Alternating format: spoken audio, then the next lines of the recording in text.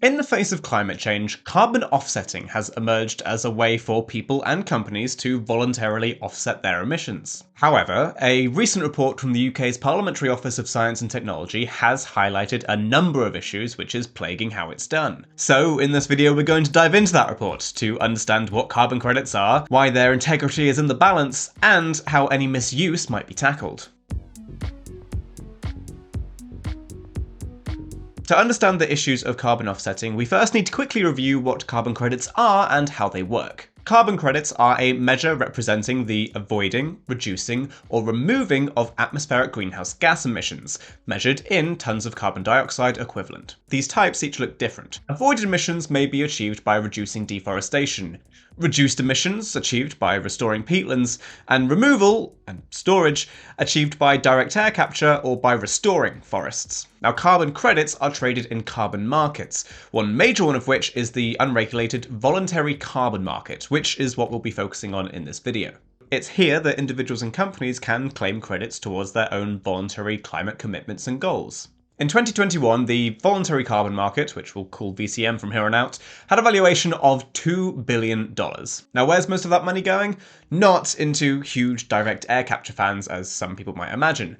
But actually, in fact, 99.9% of all carbon dioxide removal last year was through nature-based solutions. Only a small, tiny fraction are engineered solutions. With that in mind, though, something curious has been going on since the start of 2022. The average price of nature-based carbon credits has plummeted from over $18.50 per credit to now below $1.50. Yes, this UK report decided to cite these figures in dollars. So here are the equivalent stats for the 21.6% of viewers from the UK on this channel, as well as the 93.8% of viewers who aren't subscribed. Now, this fall in price might at first glance seem like a good thing, in that carbon credits are becoming more affordable, so, the barrier to entry to do some good is lowered. However, there are fears that this drop in price is actually stemming from overestimates of avoided or reduced emissions, otherwise known as overcrediting. This shadow of doubt in the carbon credit system is a big problem. The reason being is that how effective they are as a policy measure highly depends on their integrity. So what factors might be influencing the integrity of carbon credits? Additionality. Would the project happen anyway without carbon credits?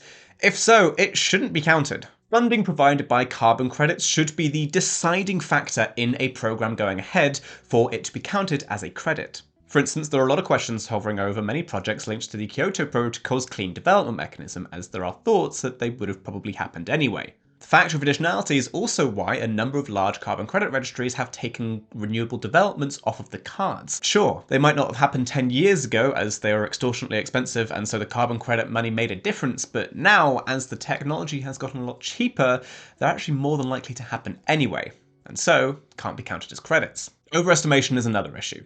REDD+ initiatives protect tropical forests from deforestation to reduce impact on the climate. And this protection is done relative to a baseline of deforestation. However, this baseline rate of deforestation is a hypothetical one and can be highly uncertain. As a result, one study of 26 REDD+ projects across 6 countries found that most projects didn't substantially reduce deforestation. In fact, 18 projects were overcredited by up to 3 times. Now, the methods used in that study were contested by REDD+ and some other researchers, but it still raises concerns. And whilst we're talking about concerns, another one of those is double counting. That happens when both the seller and the buyer of the credits both claim the carbon offsets in their reports of lowering emissions.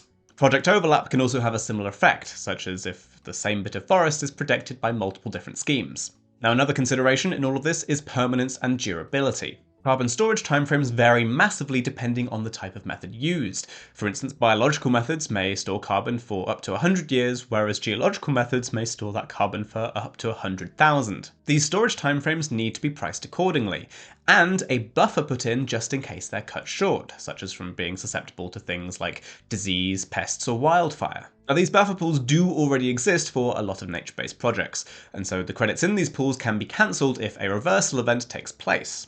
But as climate change makes the risk of reversal grow, the buffer pools are going to need to grow too.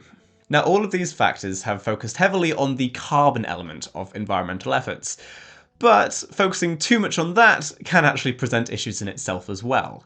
If a reforestation effort optimizes purely for carbon, then you'll probably end up just planting one type of tree and creating a monoculture plantation. They don't do too much for restoring ecosystems, are vulnerable to pests, and actually have negative effects on biodiversity. Plus, you can't just stick any type of tree anywhere you like. The idea of there being the right place for the right tree has to be understood.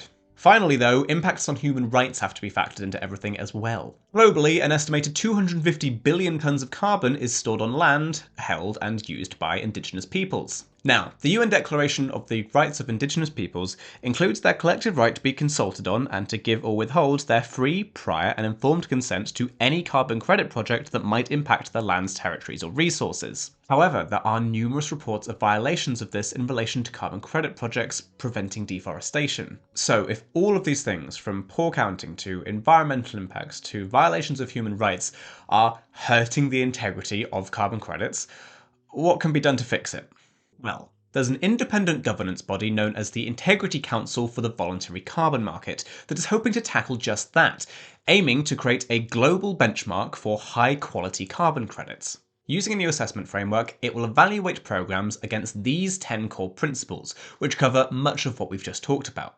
As well as reviewing data, new technologies such as satellite data are providing opportunities to increase the robustness of monitoring and verification as well. It's also important to encourage those purchasing credits, particularly businesses, to make sure they're purchasing high quality ones. However, that brings us to the fact that we not only need to give encouragement to businesses as to what credits to buy, but when and why to buy them as well. According to analysis by Carbon Brief, 2/3 of the world's largest companies with net zero targets are using carbon offsets to help meet their climate goals. However, right now there is a lack of transparency in the reporting of carbon credits, and whether carbon offsets are being used in place of actual efforts to directly reduce emissions. This poses a problem. Businesses are using carbon credits to continue business as usual, rather than implementing any reasonable efforts to reduce their own emissions first. So, the UK's Climate Change Committee, an independent advisory body, made the following recommendations in 2023, that the UK government should publish guidance for businesses on what activities it is appropriate to offset and when, including confirmation that a business can only accurately use carbon credits to claim to be net zero once nearly all emissions are reduced, and the remainder are neutralised by high-quality permanent removals. And formalise this by establishing a net zero as a statutory definition, drawing on consumer protection law, advertising standard rules to ensure businesses don't claim net zero based on an inappropriate reliance on offsetting, setting out in UK environmental reporting guidelines and the Net Zero Transition Plan standard a requirement for businesses to disclose why carbon credits are used rather than direct emissions reduction in net emissions claims.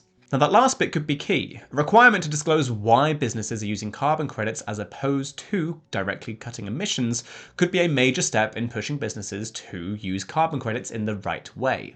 The UK government's response to these suggestions was to acknowledge that carbon credits should be used as an additional measure on top of direct emissions reductions, and that the offset should reflect, of course, an actual reduction or removal of emissions. But that's not quite the embracing of disclosures that some may have hoped for.